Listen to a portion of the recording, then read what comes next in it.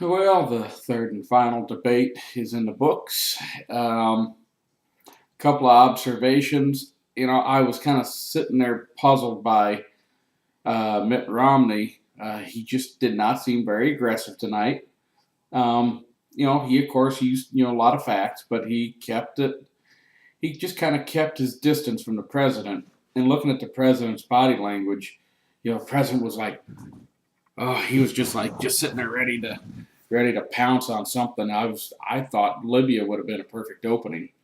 All the bungling and lies and distortions, but I think Mitt knew the president was going to be prepared to just tell a bunch of lies and spin a tale, and he denied him the opportunity.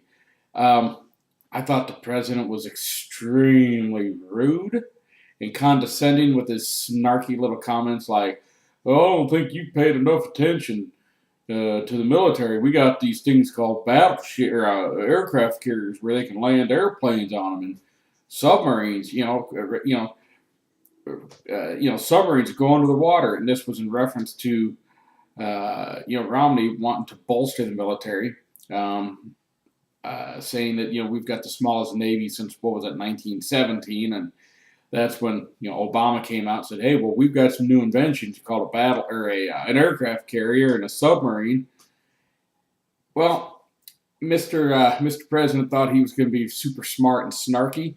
Well, Mr. Genius, Mr. Constitutional Scholar, um, just so you know, there were actually submarines during the Revolutionary War. Is when the first one was actually used. Very crude, but they had it. And of course, we know they had them in the Civil War. You know, and they actually had a aircraft carrier before 1917. It was now all the name escapes me, but it was basically another. It was a converted over. It was a boat that they converted over to be a carrier. Of course, nothing like we have now. But here's the president thinking he's the smartest guy in the room. I thought the other thing was really condescending that he was talking about, well, we don't use, was it horses and bayonets or whatever. And apparently, this is why I love the Marines. A Marine had tweeted during that exchange that, yeah, actually, the Marines still use bayonets. So, Mr. President, you're the commander in chief. Maybe you ought to know a little bit more about the military. But of course, we won't hear this, from Obama because he's the smartest guy in the room.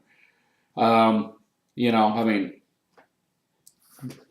can't tell the smartest guy in the room anything. That's the humility he has. But anyway, I guess the smartest guy in the room leads you to have a $6 trillion increase in the national debt. That's always cool. I mean, he's so smart. He's smarter than everybody else.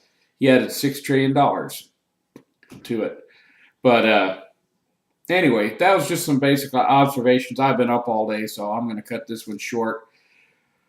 But, I did catch the early fact checking, and the four things that they fact checked Romney was spot on all of them. Obama's a liar. What do you expect? He's got no record to run on.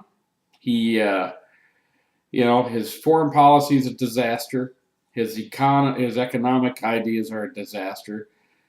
Just everything that guy touches turns to crap. That's just how the guy is. So anyway, that was just some observations. Like I said, I'm tired, and I think I'm going to call it a day. So I appreciate you watching, and I'll come up with something a little more substantial for the next one.